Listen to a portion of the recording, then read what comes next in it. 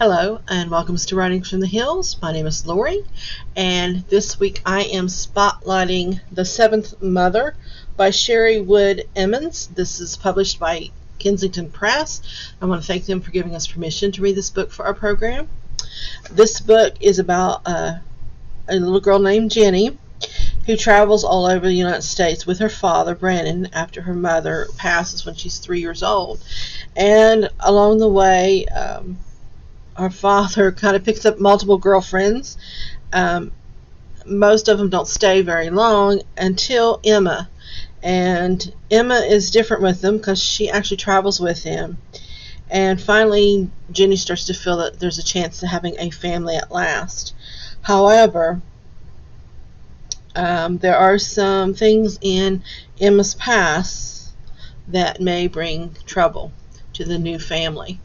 And I am going to read a small section. It is entitled Idaho, Chapter 1, labeled Jenny. I remember how it started, the beginning of the end. Of course, I didn't know it then. We were in southern Idaho, and it was July.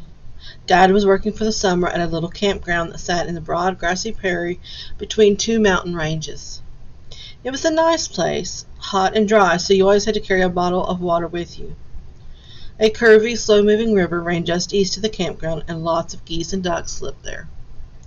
Sometimes we saw wild elk in the fields. Once at the river, I even saw a mother moose with her baby, standing on spindly legs in the water. If I'd had a camera, I would have taken the picture of them. I didn't have a camera, but I still remember how the mother glared at me as she stepped between Daddy and me and her baby. She was protecting him, I guess. That's what mothers are supposed to do. Near the entrance of the campground sat a tiny, dusty restaurant called Zella Faye's Cafe. That's where we ate most of our meals. Zella Faye was an enormously fat old woman with a patch over her left eye and a bad temper. I never had the nerve to ask why she had an eye patch. She kind of scared me. But she made the best beef stew I'd ever had, and she always gave me an extra biscuit. Sometimes she let me take the leftover bread from the restaurant to feed the ducks. To the east, we could see the Teton Mountains from our campsite, with snow on those tops even in summer. A boy who was staying at the campground in June told me that the Tetons meant titties in French.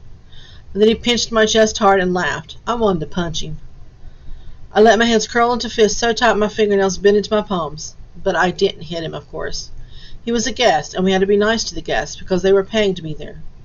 They were paying for us to be there, too, Daddy said. Sometimes I hated that. Anyway, that night in early July, I was lying on my bed. It was the shelf, really, in the alcove that jutted out of the trailer when we set up camp. I was staring at the roof, bored and kind of thirsty, wishing I could turn on the light to read. I was supposed to be asleep, but it was still light outside, and even though it was almost 9 o'clock. And it was still god-awful hot. I lay on top of the sheets below the screened window just over my head, waiting for the breeze that I knew would eventually come. We had air conditioning in the trailer, but Daddy didn't like to run it at night. Once the sun set, it always cooled off so much that I'd pull a quilt over me. Daddy said the fresh air was good for us both. Outside, I heard Daddy talking softly and laughing. And I peeked out the window and saw him dancing in the grass with Emma, his arms wrapped around her waist. She tilted her head back to laugh, and then saw me watching from the window. Before I could drop the mini blinds, she smiled and winked at me. I liked Emma. Actually, I liked her a lot. She took care of the horses in the campground, and she let me help feed them and sometimes brush them. Most days, she led the paying guests on trail rides to the surrounding foothills, telling them the history of the area, putting out the photo opportunities, and making sure they didn't get hurt. Or worse, hurt the horses. For 3 years, Emma had been working at the campground. She was a year-round employee, taking care of the horses even after the campground closed for the season, and the snow set in for the months on end. Dad and I were only there for the summer.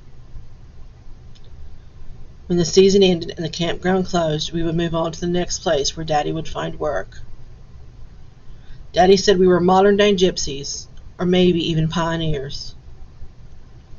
Well, if you would like to read more about Jenny, Emma, and Brandon, You can check out The Seventh Mother by Sherri Emmons by going to any of our locations and reserving a copy, or going to www.briggslibrary.com and request a copy through our catalog there. Thank you for tuning in, and I will see you next time.